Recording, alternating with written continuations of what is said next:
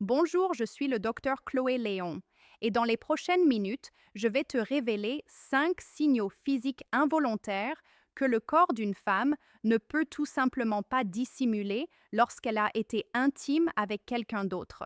Ce n'est pas une question de suspicion permanente. Ce n'est pas une invitation à surveiller chaque geste de ta partenaire avec méfiance. C'est une question de lucidité. Parce que vivre dans le doute, c'est vivre dans une prison invisible, dont personne ne te donne la clé. Et je sais ce que ça fait. Cette sensation au creux de l'estomac qui ne part pas. Ce moment où tu te réveilles la nuit et que quelque chose ne va pas, mais tu n'arrives pas à mettre le doigt dessus. Ces conversations où tu cherches une fissure dans ces mots sans vraiment savoir ce que tu cherches. Ce n'est pas de la paranoïa, c'est ton instinct qui essaie de te dire quelque chose. Avant de commencer, je veux que tu comprennes quelque chose d'essentiel. Ce que tu vas entendre n'est pas là pour détruire quelque chose de beau sans raison. C'est là pour te donner de la clarté. Parce que si quelque chose se passe, tu mérites de le savoir. Et si ce n'est pas le cas, tu mérites enfin la paix. J'ai travaillé pendant plus de 15 ans avec des couples en thérapie. Et l'une des choses les plus douloureuses que j'ai observées, c'est le nombre d'hommes qui savaient, qui sentaient quelque chose, mais qui n'avaient pas les outils pour nommer ce qu'ils voyaient.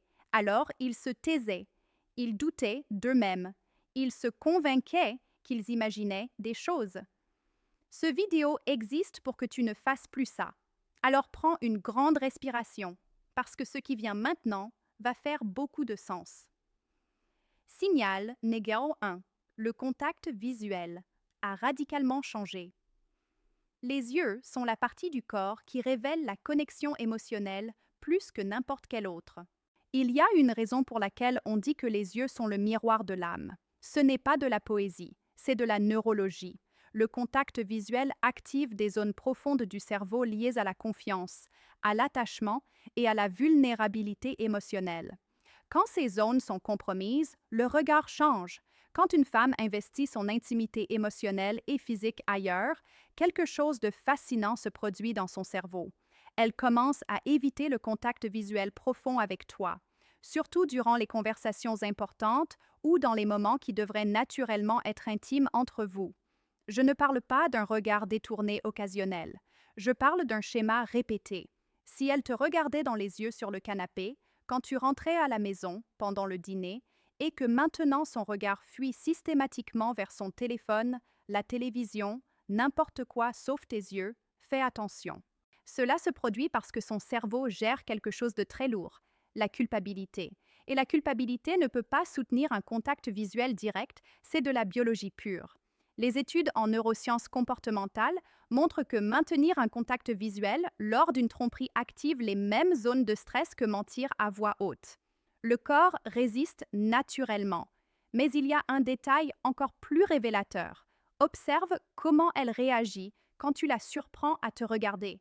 Si elle détourne les yeux trop vite, s'il y a une microseconde de panique, si le sourire qui suit semble forcé et fabriqué, tu viens d'assister à ce que l'on appelle l'inconfort visuel intime. Elle ne peut plus te regarder de la même façon, parce que mentalement, elle est divisée entre deux réalités. Et les yeux, eux, ne savent pas mentir. Une dernière chose sur ce signal, fais attention aussi à la qualité de son regard quand elle rit. Le rire authentique crée ce qu'on appelle les rides de Duchenne, ces petites rides au coin des yeux qui apparaissent lors d'une vraie joie. Si elle sourit mais que ses yeux restent vides, si le rire sonne creux même dans les bons moments, son esprit est ailleurs, et son regard le trahit avant même que ses mots ne le fassent. Signal numéro 2. Le cou et la poitrine. Révèle, tout entrons maintenant dans la partie physique que je t'avais promise. Le cou, la nuque et la zone de la poitrine sont des régions extrêmement sensibles et intimement chargées. Quand il y a eu une intimité récente avec une autre personne, ces zones deviennent hypersensibles au toucher pendant une période pouvant aller jusqu'à 72 heures. C'est une réponse neurologique documentée liée à la mémoire tactile du système nerveux périphérique. Observe ceci très attentivement. Si tu essaies d'embrasser son cou, de toucher affectueusement sa nuque et qu'elle se raidit, recule légèrement ou réagit comme si c'était inconfortable, alors que ce n'était pas du tout son comportement habituel, c'est un signal d'alarme majeur. Ces zones conservent une mémoire tactile. Si quelqu'un d'autre les a touchées intimement récemment, son corps traite encore ce souvenir et inconsciemment, elle peut chercher à protéger ces zones de toi, pas parce qu'elle décide consciemment de le faire, mais parce que son système nerveux associe ce toucher à quelque chose qu'elle essaie de garder séparé. C'est l'une des réactions les plus automatiques et les moins contrôlables que j'ai observées en cabinet. Les femmes elles-mêmes ne savent souvent pas pourquoi elles réagissent ainsi. Elles rationalisent, elles disent qu'elles sont fatiguées, stressées, pas d'humeur. Mais la cohérence et la soudaineté du changement racontent une autre histoire. Fais également attention à un autre détail subtil. A-t-elle commencé à porter ses cheveux toujours détachés pour couvrir son cou? Utilise-t-elle soudainement des écharpes, des cols montants, des colliers plus couvrants qu'à l'habitude, en plein été sans raison climatique apparente? Le corps protège instinctivement les zones où des marques récentes existent. Je ne parle pas nécessairement de marques visibles. Je parle d'une sensibilité accrue qu'elle ressent elle-même et dont elle n'est parfois même pas pleinement consciente, mais que toi, si tu fais attention, tu peux observer clairement. Signal 9.3. La façon dont elle te serre dans ses bras. À complètement changer, une vraie étreinte implique un abandon. Quand une femme te serre dans ses bras sincèrement, son corps se relâche contre le tien. Il y a une mollesse naturelle, une chaleur, une absence de tension. Son corps dit « Je suis là, avec toi, sans défense ». Pense à comment c'était au début de votre relation, comment elle s'appuyait contre toi, comment ses bras t'entouraient, avec une intention réelle, comment le temps dans cet instant semblait s'arrêter parce que les deux corps voulaient vraiment être là. Maintenant, compare avec aujourd'hui. Quand une intimité existe avec quelqu'un d'autre, quelque chose se brise dans cette dynamique. Les câlins deviennent rapides, superficiels, mécaniques, comme si elles suivaient un protocole social plutôt que d'exprimer une émotion réelle. Comme si cocher la case câlin du soir était devenu une obligation administrative.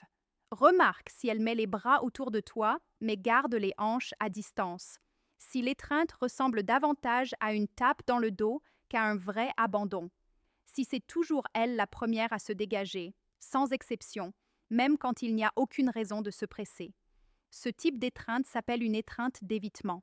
C'est quand le corps veut maintenir la distance, mais que l'esprit sait qu'il doit simuler la normalité pour ne pas éveiller les soupçons. Et il y a quelque chose d'encore plus parlant. Remarque si elle n'initie plus le contact physique spontané.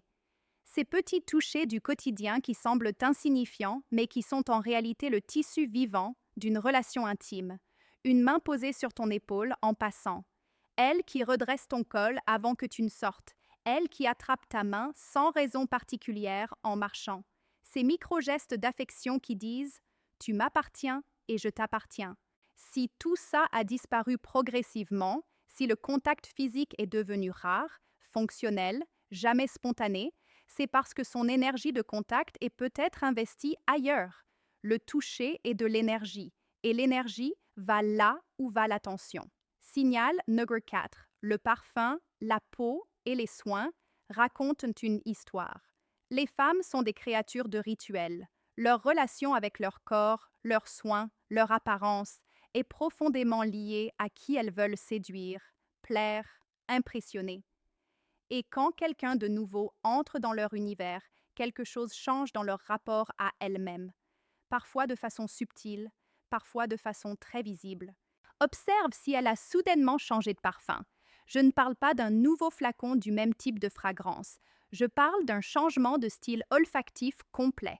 Si elle portait des parfums floraux, légers, et qu'elle utilise maintenant quelque chose de plus sensuel, plus intense, plus recherché, et surtout si elle ne t'en a pas parlé, si tu l'as découvert par hasard, c'est un détail qui mérite attention.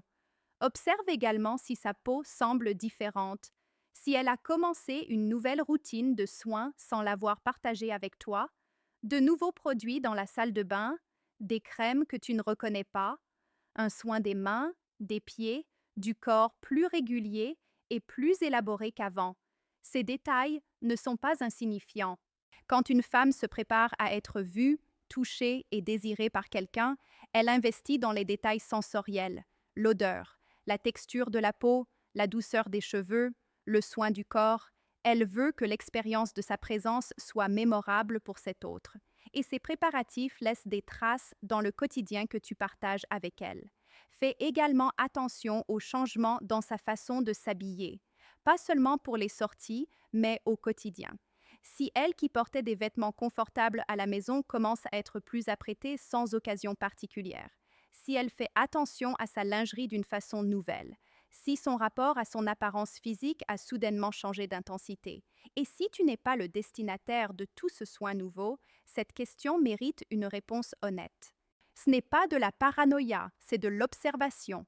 Un changement isolé ne signifie rien, mais un changement global, cohérent, inexpliqué et soudain dans sa façon de prendre soin d'elle-même mérite qu'on lui prête attention. Signal numéro 5, sa respiration et son confort physique. Près de toi ont changé, celui-ci est le plus subtil des 5, mais potentiellement le plus dévastateur quand tu commences à le remarquer. Parce que la respiration, c'est quelque chose que l'on ne contrôle pas consciemment dans les moments ordinaires. C'est le baromètre le plus honnête de l'état intérieur d'une personne. Quand tu es près d'elle, comment respire-t-elle? Une femme détendue et en paix avec elle-même, avec sa relation, avec sa conscience, respire calmement et profondément. Son corps est à l'aise dans ta présence. Il n'y a pas de tension sous-jacente, pas de surveillance intérieure, pas de calcul permanent. Mais quand il y a de la culpabilité ou une intimité récente avec quelqu'un d'autre, sa respiration peut devenir courte et rapide, même dans des moments de calme apparent. Pendant un dîner tranquille, en regardant la télévision, dans des situations où il n'y a objectivement aucune raison d'être stressé. Cela se produit parce que le système nerveux entre en état d'alerte lorsque tu t'approches. Ce n'est pas de la peur de toi, c'est la peur d'être lu, la peur que tu vois quelque chose dans ses yeux, dans son comportement, dans sa façon d'être, qui trahissent ce qu'elle cache. Et le corps ne sait pas simuler cette partie-là. Il réagit avant que l'esprit n'ait le temps d'intervenir. Observe également si elle crée constamment une distance physique entre vous dans les moments qui étaient autrefois naturellement intimes. Y a-t-il toujours un coussin, une couverture, quelque chose entre vous sur le canapé, alors qu'avant vous étiez l'un contre l'autre?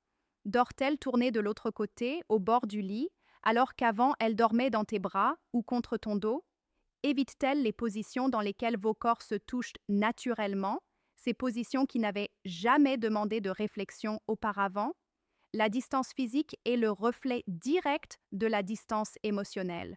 Et voici quelque chose d'encore plus précis. Observe comment son corps réagit quand tu te rapproches d'elle par surprise, sans prévenir. Si elle sursaute légèrement, si ses épaules se contractent, si sa posture change immédiatement et qu'elle cherche à se recomposer. Cette réaction de sursaut n'est pas de la timidité. C'est un système nerveux qui était en mode vigilance et qui vient d'être dérangé. Le corps dit ce que la bouche refuse de prononcer. Comprendre ces signaux dans leur ensemble. Avant de conclure, je veux prendre un moment pour te donner une perspective importante. Chacun de ces signaux pris isolément peut avoir une explication innocente. Le stress professionnel peut altérer le contact visuel. Une période de fatigue peut changer les habitudes de contact physique. Un nouveau produit vu sur les réseaux sociaux peut expliquer un changement de routine beauté. Ce n'est pas un ou deux signaux qui doivent t'alerter. C'est la convergence. C'est quand tu commences à cocher 3, 4, 5 cases simultanément. C'est quand les changements se sont produits dans la même fenêtre de temps. C'est quand quelque chose s'est brisé dans la dynamique de votre relation, sans explication apparente, et que ces signaux physiques sont apparus en même temps. Dans ces cas-là, la probabilité que tout ceci soit une coïncidence devient très faible. J'ai aussi une chose importante à te dire sur la façon dont tu utilises ces informations. Ces signaux ne sont pas un verdict. Ils sont une invitation à une conversation honnête, directe, menée depuis un endroit de calme et non de colère. Parce que la pire chose que tu puisses faire si tu observes ces signaux, c'est d'exploser, d'accuser sans preuve concrète ou de te fermer complètement. Ce que tu peux faire, c'est exprimer ce que tu ressens. Dire que tu observes une distance. Dire que quelque chose a changé et que tu veux comprendre. Ouvrir l'espace pour une vérité, quelle qu'elle soit. Parce qu'au fond, ce que tu cherches, ce n'est pas une confirmation de ta peur, c'est la paix. Et la paix ne vient que de la vérité. Ce que tu dois retenir, voilà. Les 5 signaux que le corps d'une femme ne peut pas dissimuler. Le contact visuel qui fuit, la sensibilité soudaine du cou et de la nuque, les étreintes devenues mécaniques et distantes, les changements inexpliqués dans les soins et le parfum, et cette respiration courte, cette distance physique constante, ce corps qui se met en alerte quand tu t'approches. Avoir un ou deux de ces signaux peut s'expliquer par du stress, une période difficile, une fatigue émotionnelle passagère. La vie est complexe et les êtres humains traversent des phases. Mais si tu observes 3, 4 ou l'ensemble de ces signaux simultanément et de façon répétée, tu n'es pas en train de devenir fou, tu n'es pas paranoïaque, tu ne t'inventes pas des histoires, tu lis simplement ce qui était là depuis le début. Et la chose la plus courageuse que tu puisses faire, c'est de ne pas fermer les yeux. Parce que la vérité, même quand elle fait mal, est toujours moins destructrice que vivre des années dans le mensonge d'une réalité fabriquée. Toujours. Tu mérites la clarté, tu mérites la paix, tu mérites une relation dans laquelle tu n'as pas à observer les signaux d'alarme de l'être que tu aimes, et maintenant, tu as les outils pour chercher l'une ou l'autre.